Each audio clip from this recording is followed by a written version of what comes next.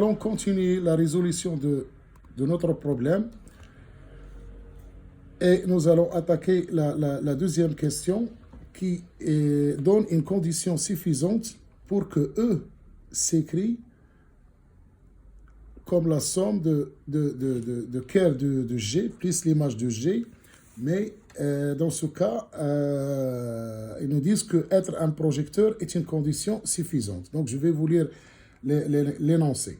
Soit E un K espace vectoriel et P un projecteur de E, c'est-à-dire un endomorphisme de E qui vérifie la relation P rond P égale à P. On se propose dans cette sous-section de redémontrer un résultat du cours. Donc c'est quoi le résultat du cours?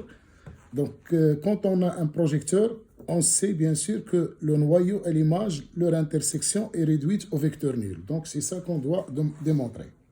Donc quatrièmement, on va montrer que le noyau de P et l'intersection du noyau de P et de l'image de P, elle est réduite au vecteur nul de E.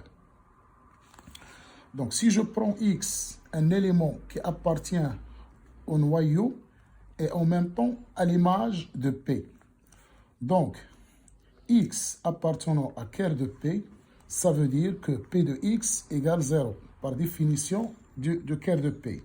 X appartenant à l'image de P implique qu'il existe un X0, un élément de E, tel que P de X0 égale X. Donc, si je compose cette deuxième relation par P, P de X0, ce n'est autre que P de X. Et je sais bien que P de X0, ce n'est autre que P rond P appliqué en X0 est égal à P de X. Or, P rond P, ce n'est autre que P, et ceci est égal à P de X0 égal à P de X égal à 0. Donc, j'ai P de X0 égale X égale à 0. Donc, X égale à 0. Donc, kerr de P inter l'image de P est égal au vecteur nul de E. Donc, on a bien répondu à la quatrième question.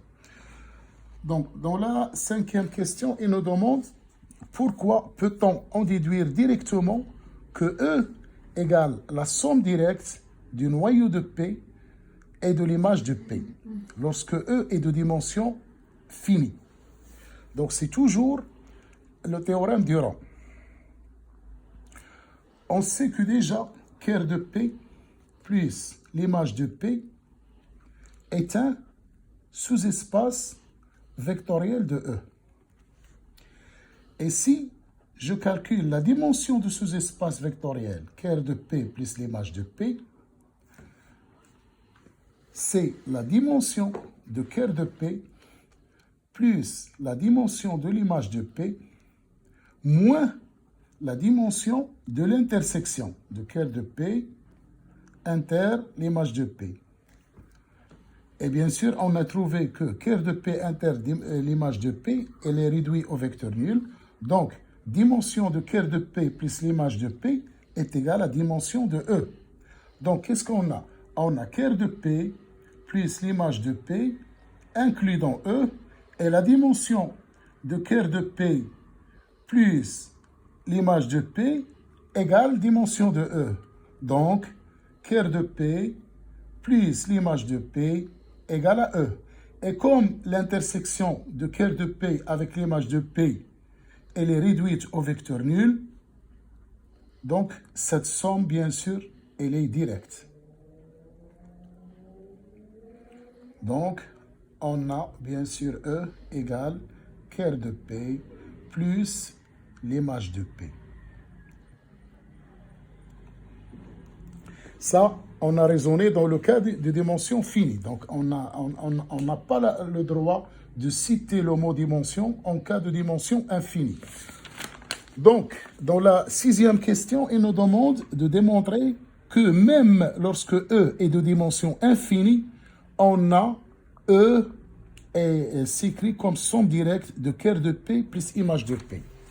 Donc comment on va attaquer cette question?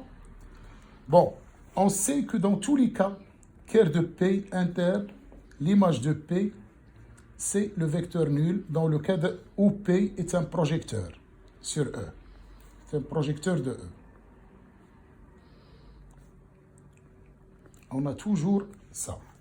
Donc, qu'est-ce qu'il faut montrer? Il faut montrer que dans le cas d'un projecteur, quel que soit X appartenant à E, il existe X1, X2, tel que X1 appartenant à cœur de P et X2 appartenant à l'image de P, tel que X s'écrit sous la somme de X1 plus X2. Et ça, c'est un exercice classique, c'est un résultat du cours que nous allons démontrer. Donc, on sait que X est égal à X moins P de X plus P de X.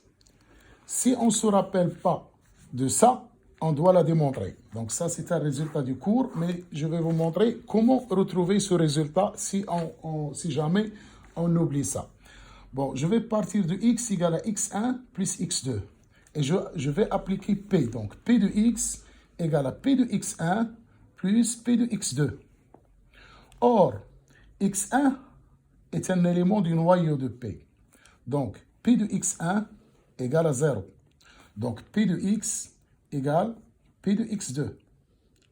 Et comme X2 est un élément de l'image, donc, et je sais que les éléments de l'image dans un projecteur sont invariants par P, est égal à X2. Donc, P de X égale à X2. Donc, je vais remonter. Donc, on a X égale X1 plus P de X. Donc, X1, ce n'est autre que X moins P de X.